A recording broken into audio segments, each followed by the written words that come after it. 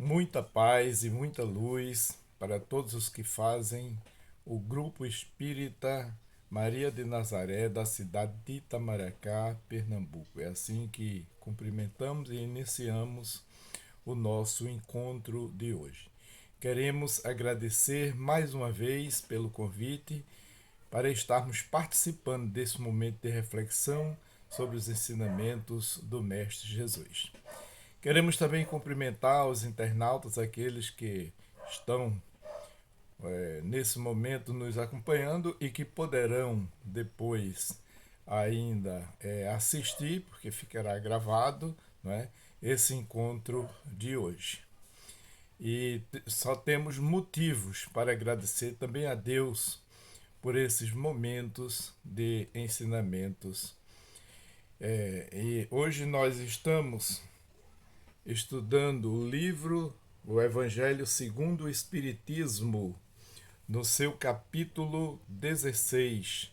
Não se pode servir a Deus e a Mamon.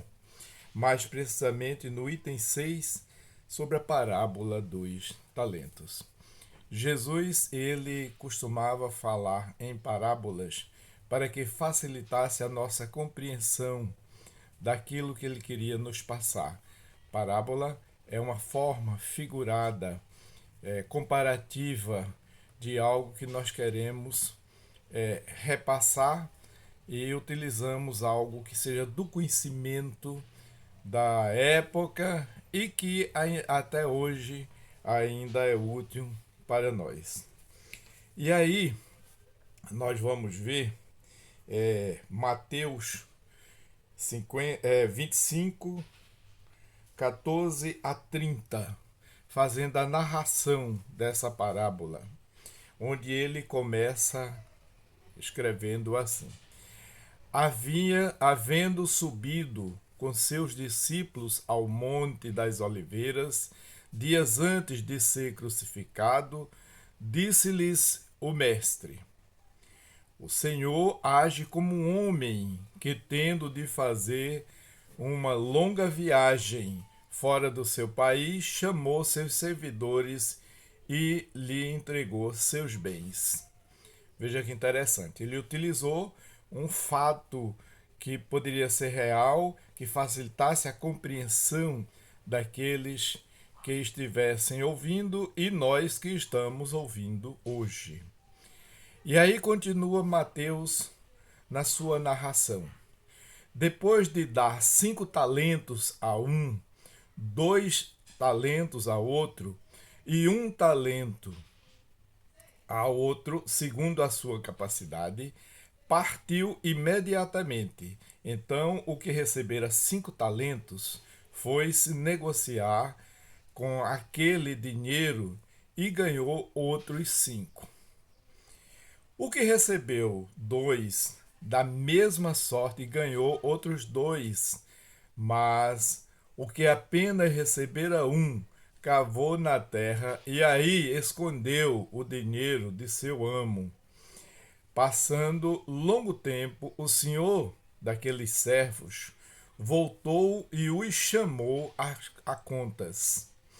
Veio o que recebera 5 talentos e lhes apresentou outros 5, dizendo: Senhor, entregaste-me 5 talentos. Aqui estão, além desses, mais 5 que lucrei.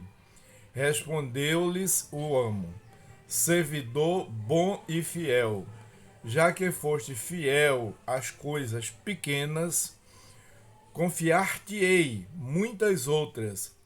Compartilha da alegria do teu Senhor. O que recebera 2 talentos, apresentou-lhes ao seu turno e lhe disse: Senhor, entregaste-me 2 talentos. Aqui estão, além desses, 2 outros que ganhei. E o amo, servidor bom e fiel. Pois que foste fiel em pouca coisa, confiar-te-ei muitas outras. Compartilha da alegria do teu Senhor. E em seguida veio o que recebera apenas um talento, e disse: Senhor, sei que és severo, que ceifais onde não semeastes, e colhes de onde nada pusestes, pois isso, como tive medo de ti, escondi o teu talento na terra. Eis aqui o que é teu. E o homem, porém, lhe respondeu: servidor mau e preguiçoso, se sabias que eu ceifo onde não semeei e que colho onde nada pus, devias pôr o meu dinheiro nas mãos dos banqueiros, a fim de que, regressando, eu retirasse com juros o que me pertence. E prosseguiu: tira-lhe, pois, o talento que está com ele, e deem-no ao que tem 10 talentos, porquanto dar-se-á a todos os que já têm, e esses ficarão cumulados de bens. Quanto àquele que nada tem, tirar-se-lhe-á mesmo o que pareça ter, e, e seja esse servidor inútil lançado nas trevas exteriores, onde haverá prantos e ranger de dentes. E aí conclui Mateus a sua narrativa. Meus amigos e meus irmãos, após a leitura dessa parábola, a parábola dos talentos, acredito que todos nós já devemos estar pensando o que Jesus quis dizer para os seus discípulos e para nós. E aí nós poderíamos, antes, refletir quando ele se refere àquele Senhor, não é? Quem é o Senhor a que Jesus se refere na parábola? O que tem a ver essa história conosco, com o ser humano, com os homens? Quem são esses servos? E os talentos, os que são os talentos? E ainda a providência que nos outorgou para serem emprestados em benefício próprio e do mesmo e do nosso semelhante. E ainda, porque aquele Senhor distribuiu quantidades ou quantias diferentes a cada um. Porque ele não entregou a mesma quantidade, o mesmo valor a todos. Mas tudo isso tem uma razão de ser, uma reflexão para nós. Primeiro, o Senhor, voltando para o ser humano, para nós, o Senhor é Deus. Deus, na sua infinita bondade, ele vive constantemente distribuindo talentos com todos nós. E quem são esses, o que será esses talentos que Deus nos outorgou? Bem, se a gente observar no campo físico, esse instrumento que nós temos de sobrevivência aqui nessa encarnação, nós temos um corpo, 2 braços, mãos, pés para caminhar, temos a voz para ser utilizada, o ouvido, o olhar, a vista, inteligência, lógico que cada um numa dimensão diferente. E temos ainda os mensageiros do amor que vêm nos trazendo sempre esclarecimentos em toda a época da humanidade. Então Deus, na sua infinita bondade, colocou o homem simples e ignorante na terra, mas ele ofertou, ele disponibilizou todas as condições para que nós pudéssemos sobreviver, viver e progredir. E aí nós perguntamos: qual é a utilidade no bem que eu estou fazendo das minhas mãos? O que é que eu estou fazendo em prol de mim e dos outros? Qual a obra de amor que eu estou construindo com essas duas mãos que Deus me deu? Com os meus pés, o que é que eu estou fazendo com os meus pés que me leva a caminhar na estrada da vida, não é? Onde podemos nos locomover para em busca do sustento, do trabalho, das ações. O que é que nós estamos fazendo desse talento que Deus nos deu? O que é que nós estamos fazendo desse grande talento que é a voz? Muitas vezes nós queremos justificar que temos medo, temos inibição, não temos competência, não temos capacidade para fazer algo com a voz. Mas, meus irmãos, se a gente observar direitinho, todos nós podemos utilizar a voz para alguma coisa do bem. Porque se a gente observar no dia a dia, a gente não usa a voz para fazer comentários fúteis, comentários às vezes que denigra a imagem de alguém, às vezes comentário que não constrói nas palavras fúteis, nas palavras que não têm nenhum sentido, porque todos nós falamos. E a gente observa uma coisa interessante. Muitas vezes, na própria casa espírita ou no templo religioso, a gente convida uma pessoa, meu querido irmão, minha irmã, você pode hoje fazer uma prece no momento da palestra pública, por exemplo? Ao iniciar, você pode fazer uma palestra e a pessoa diz: ah, meu irmão, eu não tenho coragem de fazer. E aí a gente vê que lá na mensagem, ou quando o Senhor se referia ao servo, não é? Que recebeu um talento, ele referiu-se ao medo. Não é? Quantas vezes nós temos medo de fazer as coisas? Porque falta ao lado disso vontade, criarmos coragem. Se bem podemos, eu não diria justificar, mas refletir sobre a nossa educação. Nós não somos educados de forma a utilizar a voz em público, a falar. Nós temos uma educação, às vezes, muito tolhedora, muito que inibe e vem a questão emocional, o medo, a timidez.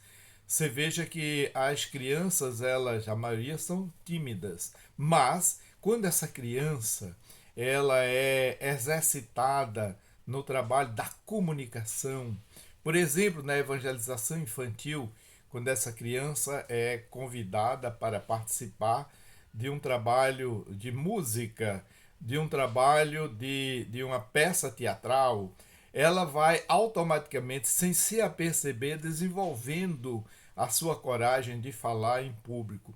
Nos primeiros dias é um pouco difícil, mas com o tempo essa criança vai ficando corajosa e ela pega o microfone, vai lá para frente, canta uma música, porque isso vai depender do trabalho dos adultos com essa criança, a orientando de forma a não forçar, porque a educação forçada não é educação, a educação tem que ser espontânea e você pode criar estratégias, inclusive na evangelização infantil, pedagógica, para desinibir a criança. Então, quando ela cresce, ela não tem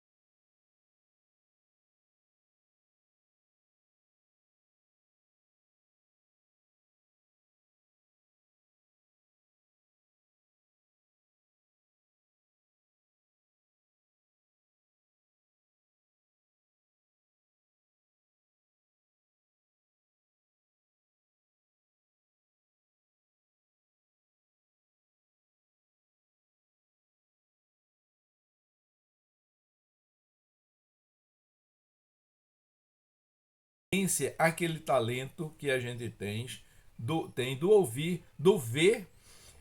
Quantas vezes os nossos olhos veem determinadas cenas e o nosso cérebro entra logo em processo, né, de crítica, de revolta, de sentimentos negativos por conta de algo que a gente vê e a gente não concorda.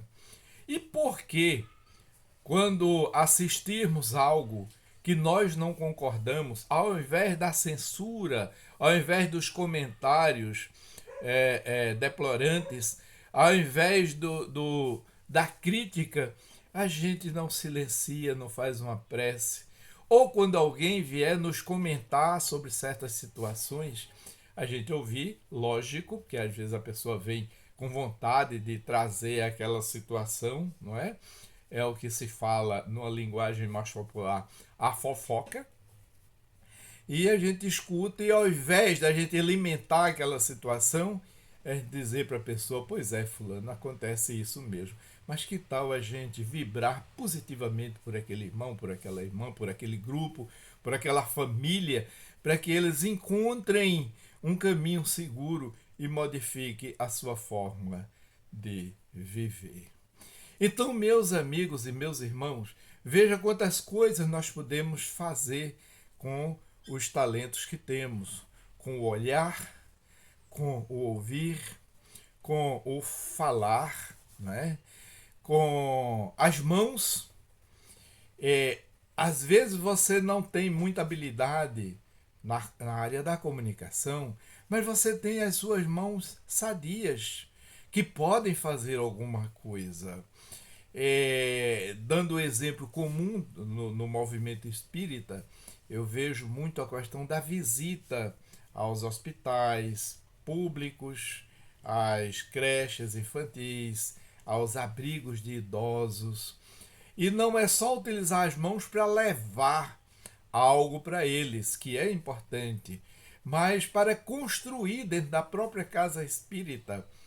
Muitas vezes luvas, meias, bordados, toalhas, uma série de coisas que a gente pode ofertar a esses que não têm como sobreviver e estão ali dependendo dos outros. Depois a questão do voluntariado, você se prontificar para passar um dia naquela creche. Muitas vezes nós nos aposentamos e ficamos às vezes sem assim muita coisa a fazer, se bem que eu, depois que me aposentei, eu digo que eu sou um desaposentado, porque eu me aposentei do trabalho, mas eu não paro. Então hoje eu sou um aposentado desaposentado, porque eu não paro, não mais na questão profissional, mas tem muita coisa a fazer.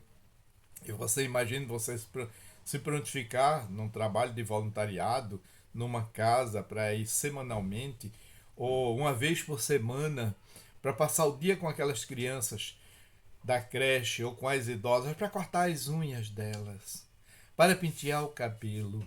Se você tiver habilidade para fazer uma maquiagem, para se sentir assim, é importante. Como isso levanta o ego daquele que está ali. São pequenas coisas. Às vezes contar uma história, às vezes você criar uma brincadeira com elas, uma música, isso tudo dentro, lógico, do perfil daquela pessoa, né? Daquela criança ou daquele adulto que está ali. Não devemos levar coisas exageradas, que isso, ao invés de ajudar, vai chocar. Isso de acordo também com a administração da casa. Então vejamos que coisas simples, muito simples, que todos nós podemos fazer, que a gente pode, ao mesmo tempo, numa visita dessa, usar o talento da voz, do ouvido, das mãos, da inteligência. Quando criamos, às vezes a gente não tem muita ideia, mas a gente conversa com alguém, chega para alguém e diz, eu estou com vontade de fazer uma dinâmica lá no abrigo tal, e eu estou sem muita ideia, a outra pessoa que às vezes nem conhece, eu conheço uma dinâmica assim, eu acho que seria muito bom se adequa a uma pessoa de idade. Quer dizer, você está sendo assim aquele instrumento, utilizando todos os seus talentos para o bem. Usar os talentos não é você desenvolver obras científicas, descobertas, isso também, mas nem todo mundo tem esse perfil. Você pode utilizar os seus talentos em coisas simples do dia a dia. E quando você não tiver muita habilidade para uma coisa, procura outra, né? Então a gente vai ver, só repetindo, que o nosso horário já está bem próximo, que quem é o Senhor é Deus, aquele Senhor que distribui os talentos. E os servos, somos nós os servos do Senhor, não é? E toda a humanidade. Deus, ou melhor, Jesus estava se referindo aos servos, aqueles 3 servos, mas simbolizava toda a humanidade. Ele estava trazendo um alerta, uma lição, um aprendizado para todos nós, seres humanos. E os talentos, nós já falamos, são todos esses recursos que nós dispomos, como já vimos, o ouvido, o olhar, a voz, os pés, as mãos, a inteligência. E tudo isso nós podemos empregar em benefício do nosso semelhante. E aí tem um ponto final, a distribuição desigual.